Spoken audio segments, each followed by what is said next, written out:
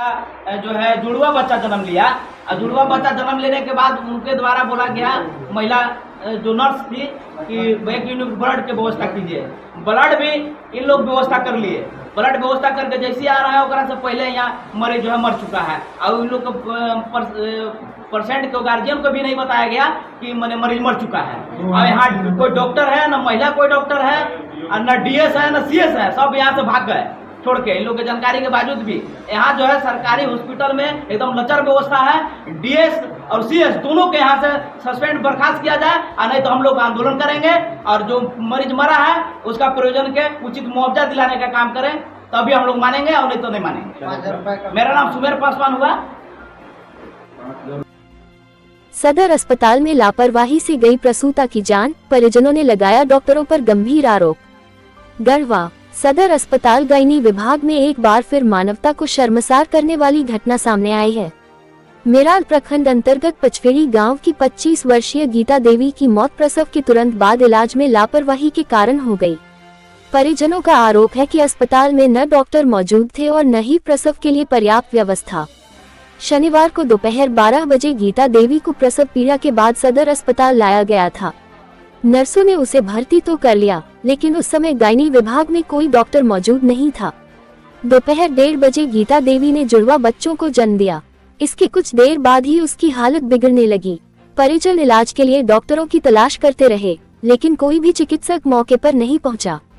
परिजनों का आरोप है कि महिला की हालत बिगड़ने के बावजूद अस्पताल प्रशासन ने उन्हें दवा और खून की व्यवस्था के नाम पर घंटों तक भटकाया। अंततः शाम 6:15 बजे अस्पताल प्रशासन ने गीता देवी को जिंदा बताते हुए मेदिनीनगर रेफर करने की बात कही, लेकिन जब परिजनों ने शव को छुआ तो उन्हें महसूस हुआ कि महिला की मौत काफी पहले ही हो चुकी थी।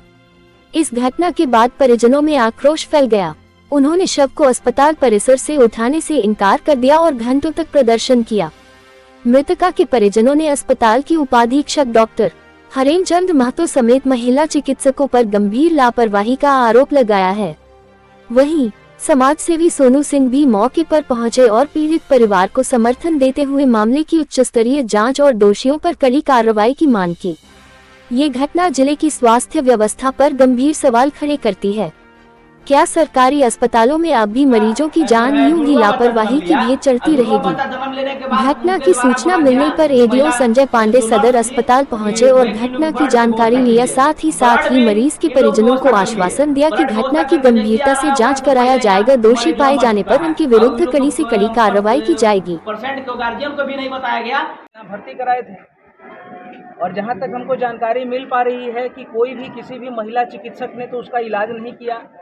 दूसरी बड़ी बात, जो मौके पर जो नर्स थी उसके द्वारा येन केन प्रकारण उसका इलाज किया गया और लगभग 4 बजे जैसा जानकारी जो मिल रही है 4 बजे उसकी मृत्यु हो गई। सबसे आश्चर्य का विषय है कि उसके मरने के बाद भी यहाँ के नर्स और जो अस्पताल प्रबंधन है ये बताते रह गया कि उसके शरीर में 6.5 ग्राम 7.5 ग्राम ब्लड है और ब्लड चाहिए, आवश्यकता आप ले आइए, हम इलाज करेंगे, ये करेंगे।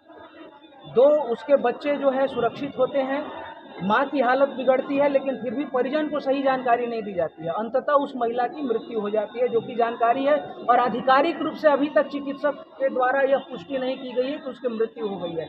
इसके बावजूद भी अस्पताल प्रबंधन के द्वारा जो उसको रेफर करने का खेल खेला जा रहा है, इलाज करने का जो है खेल खेला जा रहा है। मैं ये स्पष्ट करना चाहता हूँ कि ये अस्पताल वर्तमान में साक्षात यह जो है यम का केंद्र बन चुका है। यहाँ लोगों को भर्ती इसलिए किया जा रहा है ताकि उनको विधिक तरीके से मारा जा सके। ये वो मर्डर स्थल है जहाँ पर हत्या करने के लिए किसी को फांसी नहीं दी जाती, किसी को हत्यारा नहीं घोषित किया जाता। दुर्भाग्य का विषय है कि राज्य के नागरिकों के जीवन और उनके लोक स्वास्थ्य को सुरक्षित रखने के लिए सरकार ये सरकारी हॉस्पिटल चला रही है, लेकिन मुझे कहते हुए दुख हो रहा है। मैं सरकार से मांग करता हूँ कि इस मृत्यु के केंद्र को आप बंद कीजिए। ये बहुत गंदा खेल हो रहा है सदर हॉस्पिटल में। अब सदर हॉस्पिटल की व्यवस्था पूरी तरह से चरमरा गई है, पूर्ण रूप से समाप्त हो गई है और यहाँ किसी भी चिकित्सक के अंदर वो मानवीय संवेदना नहीं है जो वह एक डॉक्टर बनने से पहले शपथ खाता है।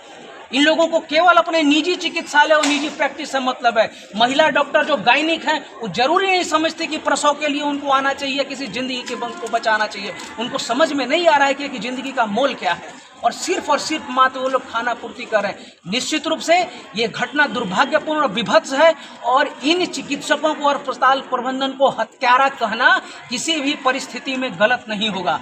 हम सिविल सर्जन से और यहाँ के डीएम साहब से यह आग्रह करते हैं कि मामले की गंभीरता को समझें और इस प्रकरण को संज्ञान लेते हुए तत्काल कार्रवाई करें और ऐसे जो चिकित्सक हैं और जो यहाँ के नकारा डीएस हैं, क्योंकि जो डीएस पर जिम्मेवारी बनती है उन पर और जो यहाँ के सिविल सर्जन हैं उन लोगों पर कार्रवाई जो है निश्चित रूप से करें, क्योंकि जब तक आप ऐसे हत्यारों को जिम्मेवारी नहीं निभाएंगे, उन पर जो है दायित्व नहीं थोपेंगे, उन पर कार्रवाई नहीं करेंगे, तो यह मौत की जो परंपरा है वो चलती रहेगी और मुझे लगता है कि गढ़वा जिले के लिए एक अभिशाप सिद्ध होगा। मेरा आग्रह है कि इस पर अविलंब कार्रवाई करें, नहीं तो फिर इसके लिए हम सभी लोग चरणबद्ध आंदोलन के लिए बाध्य होंगे।